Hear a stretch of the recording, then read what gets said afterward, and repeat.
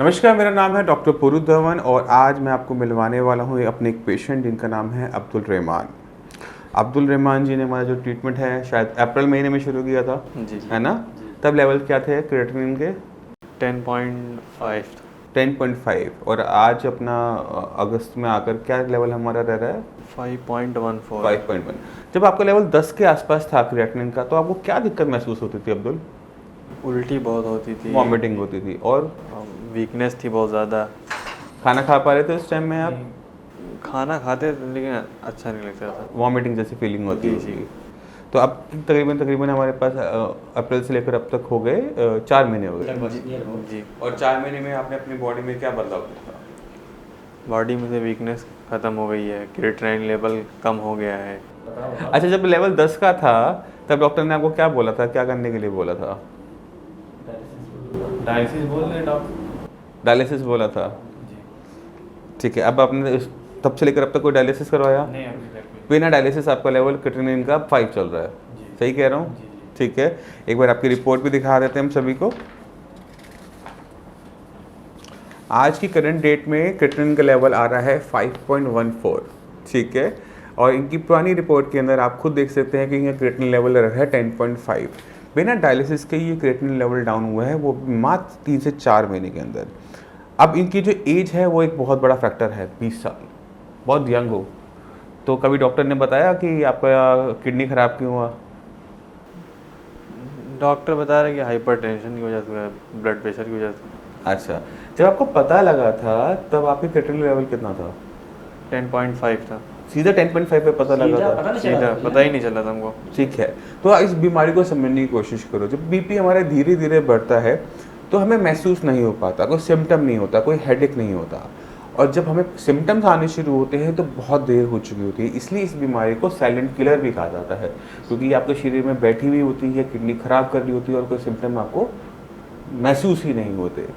ठीक है, तो अब आपको कैसी होप है आगे क्या कैसा महसूस कर रहे हो ओवरऑल? अभी तो बहुत अच्छा महसूस कर रहे हैं हम। अभी चलने फिरने में बहुत अच्छा, घूमते टहलते हैं, इधर उधर जाते हैं, कोई दिक्कत नहीं। पहले चलते उलते चल नहीं पाते थे, और मतलब कॉलेज नहीं अब तो जाते होते हैं। पहले कॉलेज बिल्कुल बंद हो गया था। हाँ, कॉलेज बिल्कुल नहीं जा रहे नहीं थे। जाते थे। अब कॉलेज जा रहे हो? आप जा रहे हैं? कॉलेज खुल गए हैं कोविड की वजह से? हाँ, खुल गए हैं। खुल गए हैं, ठीक है। हाँ, तो आप रहते कहाँ हो? लखनऊ। लखनऊ। तो लखनऊ में पहले ये रहते हैं और कॉलेज नहीं जा पा रहे थे, फाइनली कॉलेज शुरू हो गया है, हाँ, दोस्त वोस्त से मिलना शुरू हो गया हाँ, है। तो ऐसा नहीं है, अगर यहीं पर ये डायलिसिस करवा रहे होते तो हफ्ते में 2-3 बार इनको डायलिसिस करवाने जाना पड़ रहा होता। तो ये जो लाइफ होती है, जो क्वालिटी ऑफ लाइफ होती है, वो ख़त्म हो जाती है जब हम डायलिसिस वाले ऑप्शंस पे चले जाते हैं। मगर अब यहाँ पर हमने सिर्फ किडनी की फंक्शनिंग को बढ़ाया है, क्योंकि किडनी के पास खूबियाँ होती हैं अपने फंक्शंस को बढ़ाने की, अपने काम करने की क्षमता को बढ़ाने की। तो जैसे ही हमने इनकी मेडिसिन को स्टार्ट किया तो किडनी ने अपने काम को उठाया, जो पहले नहीं कर पा रही थी, और जैसे जैसे काम उसने अपना उठाना शुरू किया तो क्रिएटिनिन और यूरिया को साफ़ करने का काम जो किडनी का था वो भी अच्छी तरीके से होने लगा। और रिजल्ट क्या हुआ कि 3-4 महीने में ही लेवल 10.5 से 5 के लेवल पर आ गए।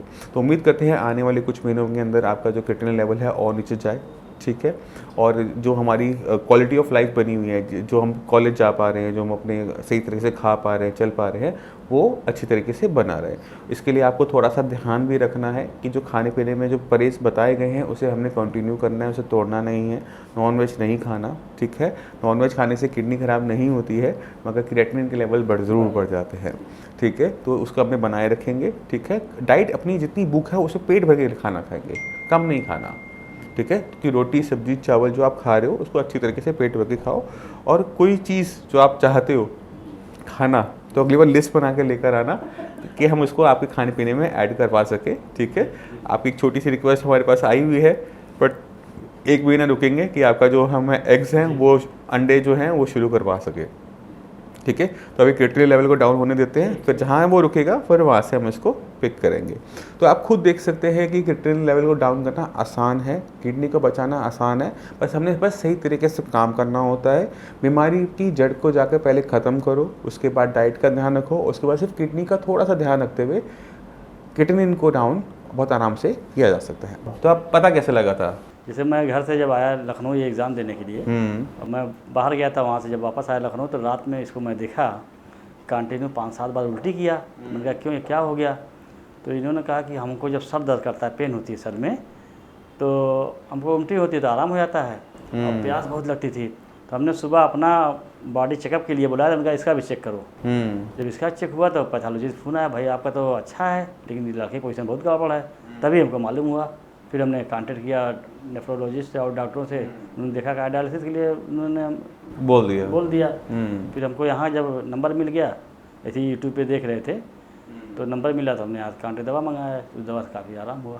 अच्छा, तो ये जो सिर में दर्द हो रहा था ना, ये इसलिए हो रहा था क्योंकि इसका बीपी बहुत हाई रहता था। अच्छा, ये पता नहीं पाता था ये। और बीपी इतना हाई रहता था कि जब तक वो वॉमिट नहीं करता, तब तक मतलब वॉमिट के अंदर नमक बाहर नहीं निकालता, तो बीपी नीचे की तरफ नहीं जाता था। इस वजह से ये जो दिक्कतें बनी हुई थी, क्योंकि हेडेक तो बहुत लंबे टाइम से बना हुआ होगा, फिर मतलब हो गए होंगे 6-7 महीने हो गए होंगे कि सिर दर्द बार बार हो जाता है, नाक से ब्लड भी आ उसकी रहा जांच था। करवाया पूरा साइनस, उसके लिए साइनस के निकला। हाँ, बस बीपी छोड़ के हमने साइनस का टेस्ट करवा लिया, तो वो बीमारी पकड़ में नहीं है, मतलब बहुत पहले पकड़ में हाँ, आ- पकड़ पाई जाती पहले, अगर पहले पकड़ में आ जाती है। असल में इसका सर अक्सर दर्द करता था पहले, बहुत पहले छोटा सा था, ये जो लगा है ना चश्मा, इसकी वजह से लोग उसी में कंफ्यूज हो गए। हाँ, वो कंफ्यूजन हो जाती है कि सिर दर्द हो रहा है, वो चश्मे आंखों की वजह से हो रहा है। नंबर अप डाउन हुआ हो। ठीक है सर। ठीक है, वो छोटी छोटी गलतियां हो जाती हैं, हाँ, पता नहीं चलता है। इसलिए इस बीमारी को पकड़ पाना किसी डॉक्टर के लिए भी आसान काम नहीं होता।